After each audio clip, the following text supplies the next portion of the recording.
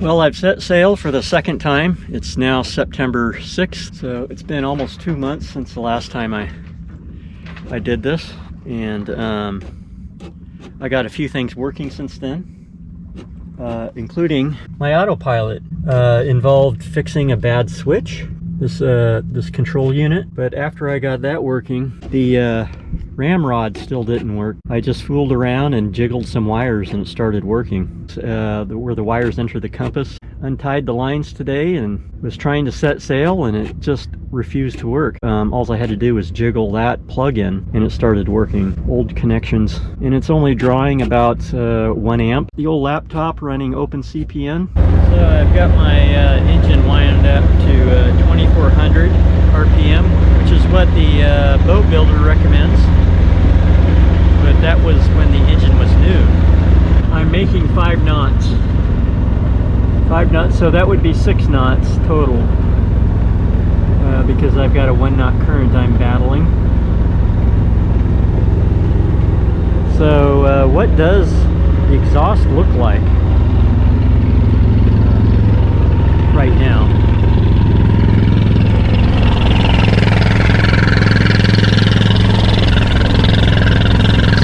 There's a lot of steam. I guess you would expect that. You're running a little hot when you're running full out. I owe my long-term viewers an explanation. Those viewers that have subscribed over 8 years of microcruising while vlogging it on YouTube. My start came from a Hobie TI sailing kayak and eventually shifted to others such as the West White Potter 15.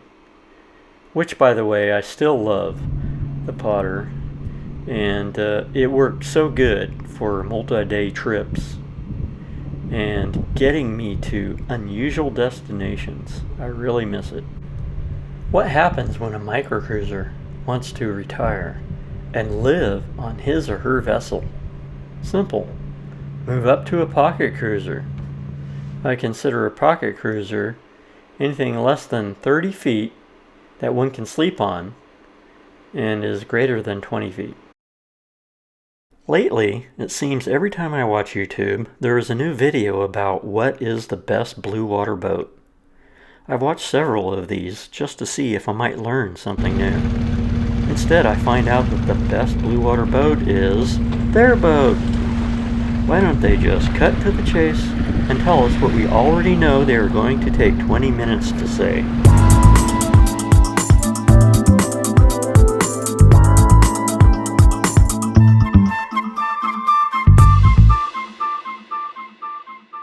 My boat. My boat is the best blue water cruiser.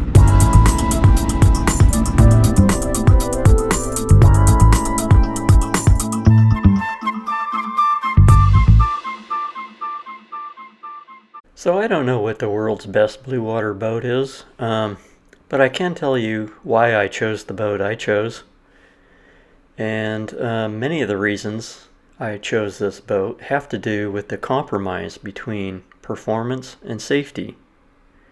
I chose an elongated fin keel because it tracks well and has an increased speed from having a smaller wetted surface than a full keel.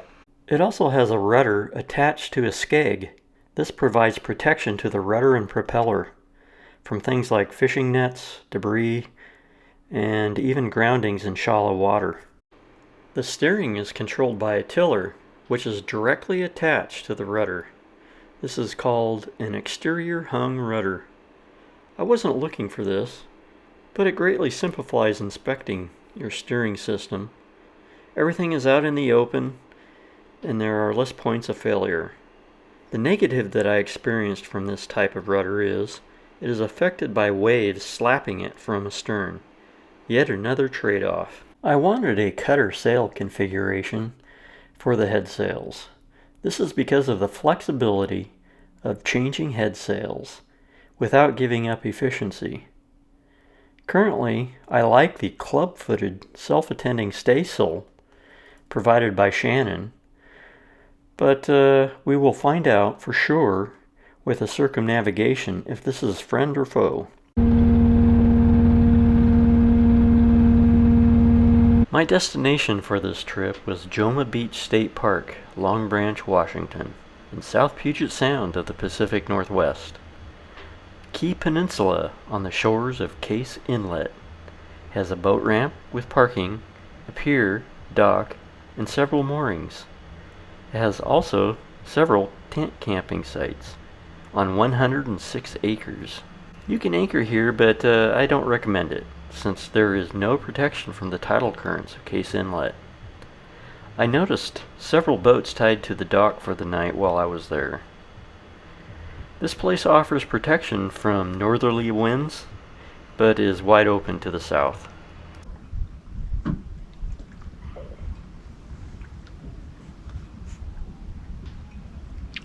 Well, this morning I'm going to try to sail off of the mooring, but I do have my engine running for about 5 minutes for two reasons. One is to warm it up in case I do need to start it if things go wrong, and the other thing is to charge up the battery a little bit, make sure it can start the motor.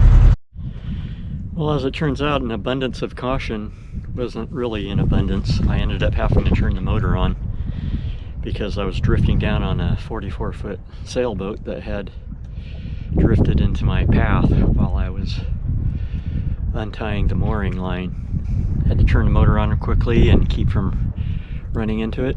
Already about 8-mile-an-hour winds.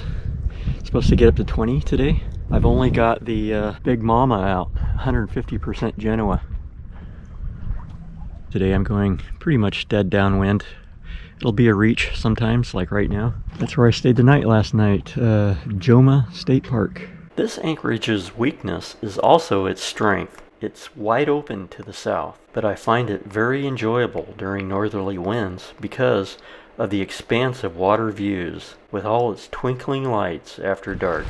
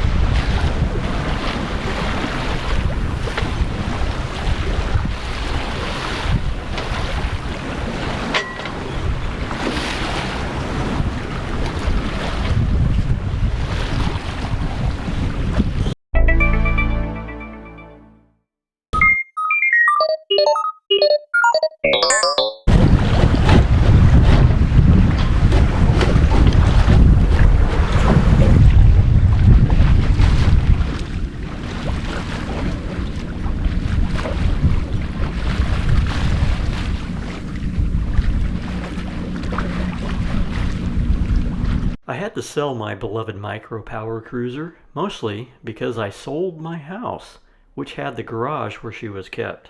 I've purchased a new mainsail recently, which is hardy enough for a world cruise.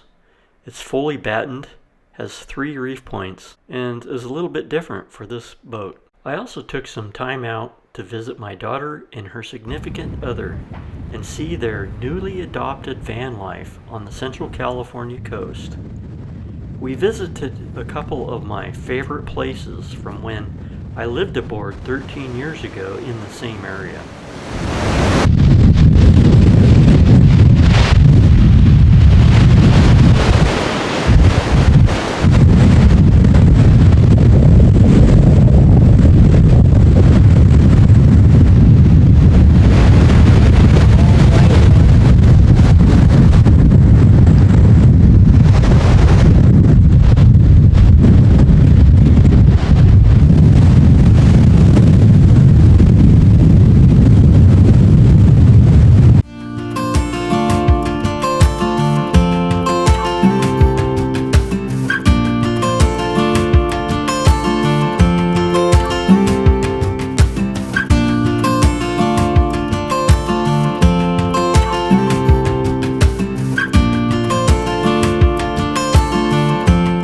Okay, I'm going to change my air filter on my 2QM15 Yanmar diesel. And a lot of people don't have air filters on their diesels because they don't think it's important because it's down inside a protected environment and they don't have to worry about dust. Well, if you've ever dusted your engine, you'll find out that a lot of dirt can get into your motor that way. That's the case with my engine. I bought my boat 7 months ago and there is no air filter.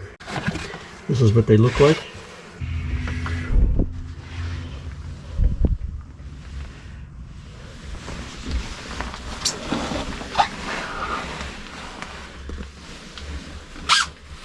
Okay, I'm inside of a cockpit locker.